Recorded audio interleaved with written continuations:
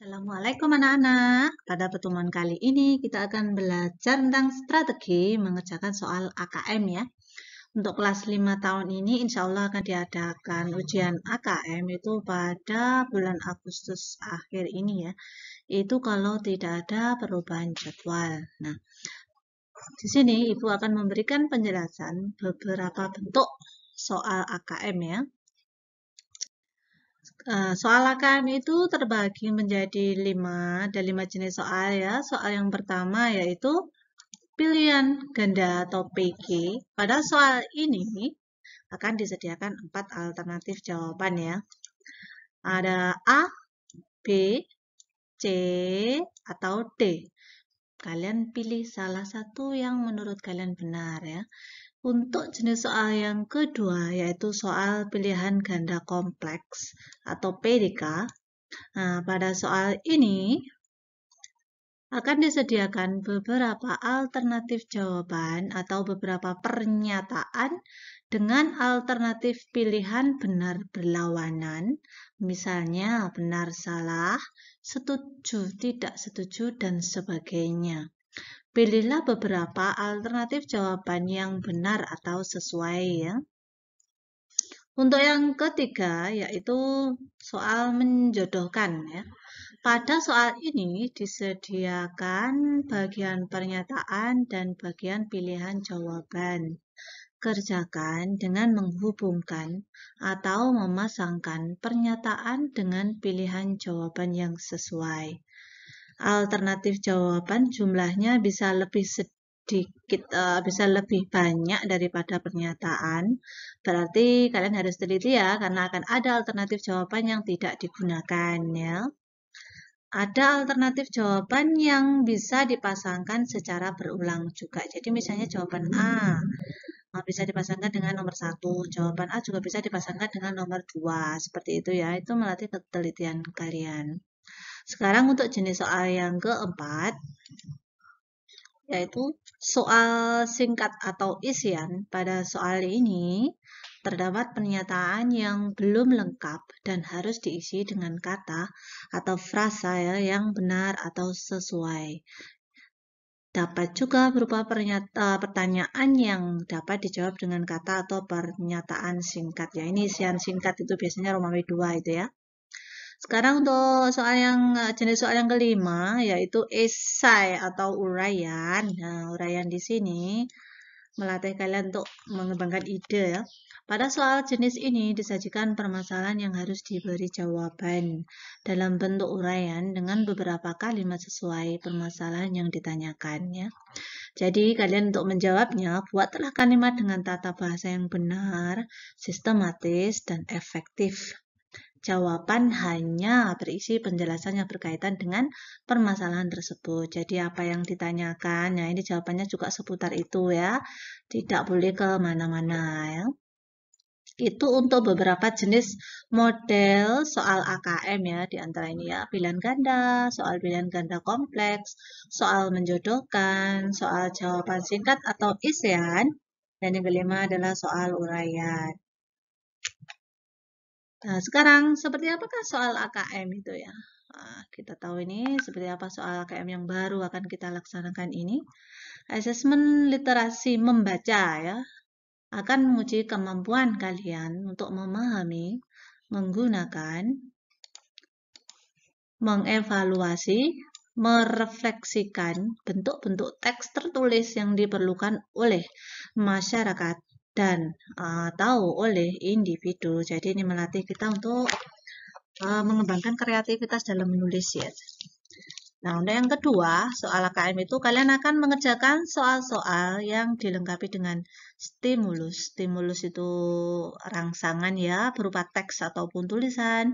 Ada juga yang berupa foto, gambar, skema, table, grafik, dan bentuk lainnya, sehingga kalian harus membaca soal dengan seksama dan teliti ya.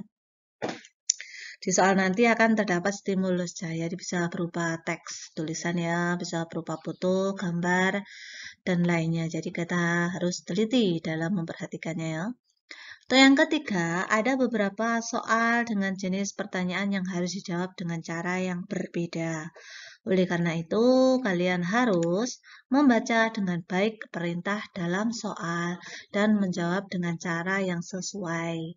Jadi nanti soalnya itu benar-benar kalian perhatikan yang diminta soal itu apa, seperti itu ya, supaya kita tidak keliru dalam mengerjakannya.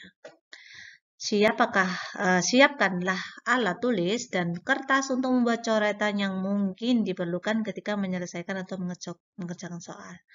Ini misalnya soal numerasi ya, kita memerlukan hitungan. Jadi kita persiapkan kertas untuk membuat coretan ya, untuk menghitung. Nah, ini adalah bentuk-bentuk soal AKM yang akan kita lakukan ya. Langkah-langkahnya yang sebelum mengerjakan AKM itu apa? Langkah-langkah yang harus kita lakukan. Nah, yang ke-1 yaitu mulailah dengan memperhatikan isi soal secara umum, meliputi stimulus yang ada, misalnya teks, gambar, skema, grafik, dan lain-lain. Jadi kalian perhatikan dulu stimulusnya, diperhatikan dulu soalnya, gambarnya, ya, atau grafiknya, ya. Yang kedua, bacalah terlebih dahulu pertanyaan yang diberikan. Jadi pertanyaannya kita baca dulu sebelum mengerjakan, sudah pasti ya. Sekarang yang ketiga, bacalah teks dan amatilah foto, gambar, skema, tabel, dan bentuk stimulus yang lain sambil mengumpulkan informasi yang sesuai dengan pertanyaan yang diberikan. Jadi kita nanti membaca teksnya ya dan mengamati stimulusnya dengan benar-benar teliti sebelum kita mengumpulkan informasi yang sesuai dengan pertanyaan ya.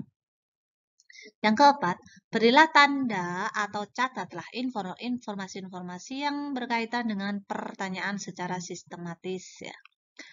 Kita catat dulu informasi dalam bacaan itu, bisa digarisbawahi ya.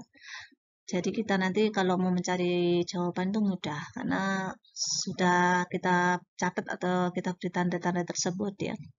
Untuk yang nomor 5, berilah jawaban yang benar dan jawaban sesuai perintah pada soal. Jadi ya, setelah memperhatikan stimulus tentunya kita tahu ya maksud dari soal itu apa.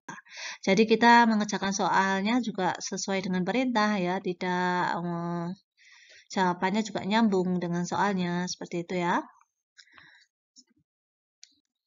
Sekarang cara berpikir yang digunakan untuk menjawab pertanyaan. Jadi menjawab pertanyaan AKM itu kita menggunakan cara yang berpikir yang bagaimana, seperti itu ya. Untuk yang nomor 1, ada soal yang bisa dijawab dengan menggunakan informasi yang tertulis di dalam stimulus. Jadi di dalam soal nanti akan ada jawaban itu yang sudah ada di dalam stimulus. Stimulus tadi berupa apa?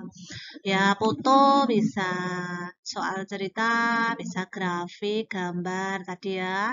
Kita bisa menjawabnya dengan menggunakan informasi dari situ. Itu contoh soal AKM yang satu ya. Atau yang kedua, cara berpikir yang kita gunakan ya ada soal yang harus dijawab dengan menghubungkan informasi-informasi yang tidak tertulis langsung di dalam stimulus. Jadi kita mencari jawaban sendiri ya. Menurut kreativitas kita tentunya masih nyambung dengan soalnya ya.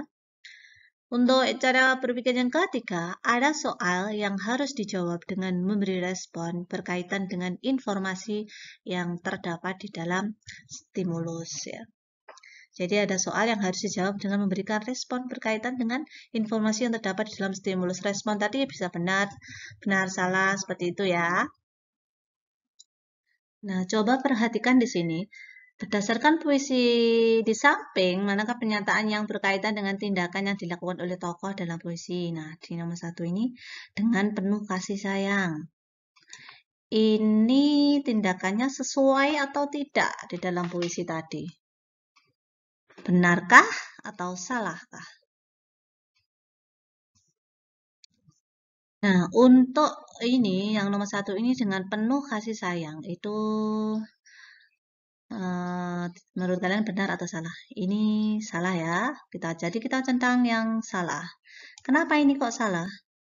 Dengan penuh kasih sayang itu bukanlah sebuah tindakan ya, melainkan dia adalah sebuah keterangan. Nah, untuk yang kedua, ibu berkata kepadaku. Nah, beliau berbicara ya, berkata itu berarti berbicara. Berarti termasuk ke dalam tindakan. Maka kita akan mencentang bagian tindakan seperti ini. Untuk yang nomor 3, sejak kecil aku tanamkan hidup sehat. Nah, menanamkan hidup sehat itu berarti rajin olahraga, makan makanan yang bergizi, seperti itu ya. Tidur tidak terlalu larut malam. Nah, itu termasuk dalam sejak kecil aku tanamkan hidup sehat, termasuk dalam tindakan yang dilakukan oleh tokoh dalam puisi. Maka kita centang benar. Nah, untuk pernyataan yang keempat, karena kesehatan berharga nian. Ini termasuk tindakankah atau bukan? Nah, bukan ya. Ini adalah termasuk dalam kesimpulan. Jadi, karena kesehatan berharga nian ini bukan termasuk dalam tindakan. Maka pernyataan ini adalah salah. Oke. Sekarang kita ke nomor yang kedua. Berdasarkan puisi di samping, manakah kalimat yang menunjukkan alasan untuk hidup sehat? Beri tanda centang pada kolom benar atau salah sesuai dengan jawabanmu. Untuk yang pernyataan nomor 1, sebab penyakit datang ini ya, tak pernah diundang. Pernyataan ini termasuk menunjukkan alasan untuk hidup sehat atau bukan menurut kalian? Betul ya, ini menunjukkan alasan untuk hidup sehat. Karena kita tahu ya penyakit itu datang tidak diundang. Maka kita harus selalu menjaga hidup sehat. Nah sekarang yang kedua, pernyataan kedua. Menjaga kebersihan hidup teratur. Ini termasuk alasan untuk hidup sehat atau bukan? Nah, pernyataan menjaga kebersihan hidup teratur itu. Jaga kebersihan dan hidup teratur ini bukan termasuk ke dalam alasan untuk hidup sehat ya. Ini adalah cara untuk menjaga kesehatan. Nah, tadi sudah disebutkan bahwa kita harus memahami soal dengan betul. Apa yang diminta soal itu ya, harus kita perhatikan. Kalau menjaga kebersihan hidup dan teratur itu namanya bukan alasan untuk hidup sehat, tapi menjaga hidup sehat. Untuk soal yang ketiga, sejak kecil aku tanamkan hidup sehat. Nah, pernyataan ini termasuk alasan untuk hidup sehat atau bukan? Ini menurut kalian bagaimana? Benar atau salah pernyataan ini? Sejak kecil aku tanamkan hidup sehat. Nah, ini termasuk ke dalam cara menjaga kesehatan ya, bukan alasan hidup sehat. Jadi pernyataan ini adalah salah. Sekarang yang keempat, karena kesehatan berharga nian. Ya, ini ya, karena kesehatan itu sangat berharga, itu adalah alasan kita untuk hidup sehat, betul ya? Jadi ini adalah benar. Nah, ini adalah contoh soal yang kedua dengan pertanyaan yang berbeda, tapi menggunakan stimulus yang sama, yaitu bacaan sebuah puisi. Sekarang ke pertanyaan ketiga ya. Berdasarkan puisi tersebut, manakah kesimpulan yang berupa amanat? Amanat itu pesan ya. Pesan dalam sebuah puisi atau sebuah cerita boleh ya. Berilah tanda centang pada kolom benar atau salah sesuai jawabanmu. Kita perhatikan sekarang pernyataannya. Nomor 1, pernyataan nomor 1, perkataan ibu penuh kasih sayang ini ya, penuh kasih sayang kepada anaknya. Apakah pernyataan ini merupakan kesimpulan ataukah amanat? Bukan ya, yang nomor 1 ini merupakan keterangan. Jadi pernyataan ini salah. Sekarang pernyataan kedua, menjaga kebersihan dan hidup teratur, menumbuhkan kebiasaan baik agar sehat jiwa dan raga. Apakah ini termasuk amanat dari puisi tersebut? Betul ya, menjaga kesehatan dan hidup teratur menumbuhkan kebiasaan baik agar sehat jiwa dan raga ini adalah amanatnya. Jadi kita senantiasa harus menjaga kesehatan. Menanamkan hidup sehat sejak kecil sangat baik. Ini pun juga termasuk amanat atau pesan ya. Sekarang yang keempat. Pernyataan keempat. Penyakit datang. Nah, ini datang ya. Datang karena diundang. Apakah pernyataan ini termasuk kesimpulan yang berupa amanat dari puisi kesehatan yang berharga tadi.